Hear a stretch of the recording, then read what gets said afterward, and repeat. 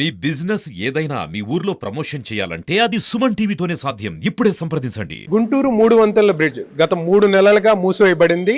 దానికి సంబంధించి ఇప్పటి వరకు ఎటువంటి అప్డేట్స్ ఉన్నాయని చెప్పేసి గుంటూరు నగర ప్రజలు ఎదురు చూస్తున్నటువంటి పరిస్థితి. అయితే 3 నెలల తర్వాత అంటే నవంబర్ 24న మూసేసినటువంటి ఈ గుంటూరు 3 వంతెనల బ్రిడ్జ్ ఏదైతే ఉందో ఇప్పుడు ఫిబ్రవరి 25కి తిరిగి పునఃప్రారంభిస్తామని చెప్పేసి అధికారులు చెప్పిన పరిస్థితి. అయితే ఫిబ్రవరి 25 దాటింది. అయితే ఇంకో 4-5 రోజులు ప్యాచ్ వర్క్ పనులు ఉన్నాయి. ఆ పనులు పూర్తయిన తర్వాత ఇది ఓపెన్ చేసే అవకాశం ఉంది. దాదాపు 90% పనులు పూర్తి చేసుకున్నటువంటి పరిస్థితి చూసాం.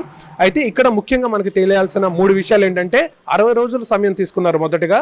అయితే 60 రోజుల సమయంలో ఇక్కడ పైప్ లైన్ ఒకటి ఐడెంటిఫై అయింది. అది ఎప్పుడో పురాతన కాలం నాటి పైప్ లైన్. దాన్ని బాగు చేసే క్రమంలో కాస్త ఎక్కువ రోజులు ఇక్కడ పట్టిన పరిస్థితి మనం చూసాం. అయితే ఆ పైప్ లైన్కి సంబంధించి అది బ్రిడ్జి కింద నుంచి వెళ్ళదు, బ్రిడ్జి పక్కగా అలా ట్రాక్ మీద వెళ్తుంది. దాని తర్వాత పూర్తిగా దాన్ని బాగు చేసే ప్రయత్నం చేస్తారు. అయితే ఇక్కడ వర్షం నీరు నిలవకుండా పూర్తి స్థాయిలో 100% ఇక్కడ ఎటువంటి డ్రైనేజ్ వాటర్ కానీ వర్షాలు పడ్డప్పుడు కానీ ఎటువంటి వాటర్ నిలవకుండా అక్కడ చేసిన పరిస్థితి చూసాం. ఇంకా ముఖ్యమైన విషయం ఏంటంటే ఎప్పుడు ఓపెన్ చేస్తారు అనేది కరెక్ట్ డేట్ ఇంకొక 4-5 రోజుల్లో ఖచ్చితంగా ఓపెన్ అయితే చేస్తారు. అది ఏ డేట్ అనేది మనకి ఇంకా తెలియాల్సిన పరిస్థితి అయితే ఉంది. ఇంకో ముఖ్యమైన విషయం, గతానికి ఇప్పటికి ఉన్న మార్పులు ఏంటి? ఇక్కడ చూసుకుంటే 56 బ్లాకులతో ఈ సెగ్మెంట్లలో 56 బ్లాకులతో అటు ఇటు పూర్తిగా ఆ బ్లాక్స్ నిర్మించారు. కట్ సెగ్మెంట్ పొజిషన్ నుంచి ఈ 56 బ్లాకుల్ని నల్లపాడులో ఉన్నటువంటి ప్రాంతం నుంచి పెద్ద పెద్ద ట్రక్కుల ద్వారా ఇక్కడికి చేర్చి ఇక్కడ చేసినటువంటి పరిస్థితి. అయితే మొత్తం పూర్తయింది. ఇక ఇంటీరియర్గా ఇక్కడ చూసుకుంటే patch works and painting works జరుగుతున్నాయి. లోపల ఎటువంటి పరిస్థితులు ఉన్నాయో ఇప్పుడు ఈ వీడియోలో మనం పూర్తిగా తెలుసుకునే ప్రయత్నం చేద్దాం.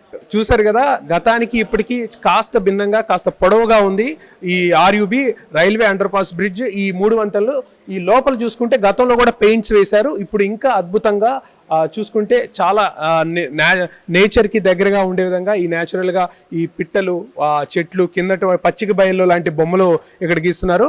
బాబా, ఈ ప్యాచ్ వర్క్స్ ఈ పెయింటింగ్స్ అన్ని ఎన్ని రోజుల్లో పూర్తవుతాయి?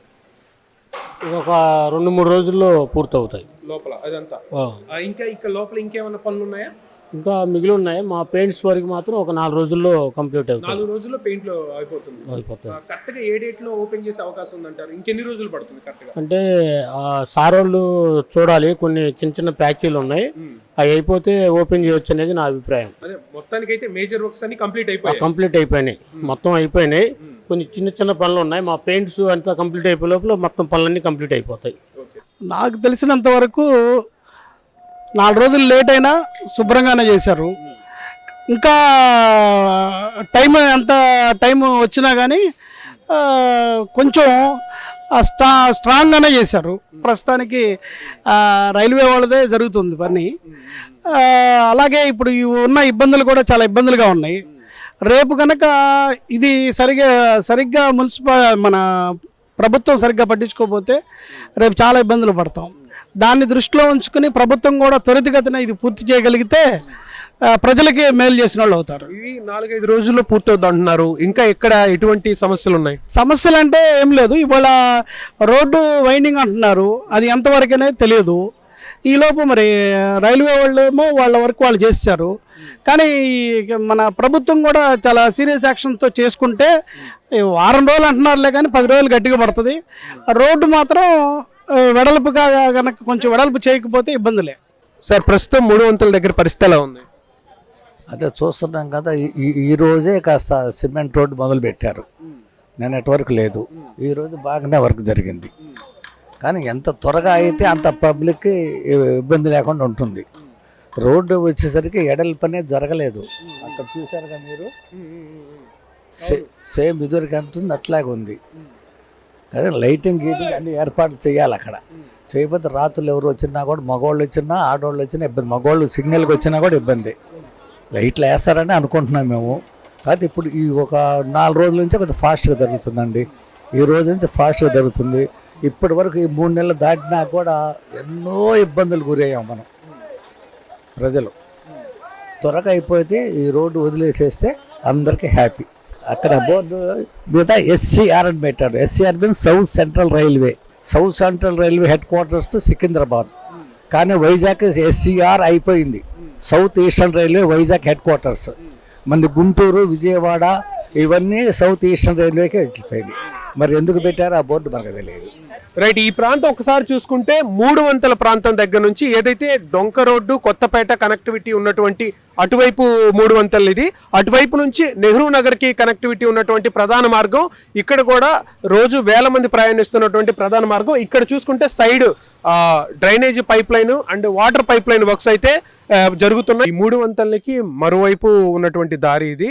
ఈ డొంక రోడ్డు కొత్తపేట కనెక్ట్ చేస్తున్నటువంటి ఈ దారి. ఇటువైపు చూసుకుంటే కింద పైప్ లైన్కి సంబంధించిన పనులు దాదాపు పూర్తి కావాల్సిన పరిస్థితి వచ్చింది.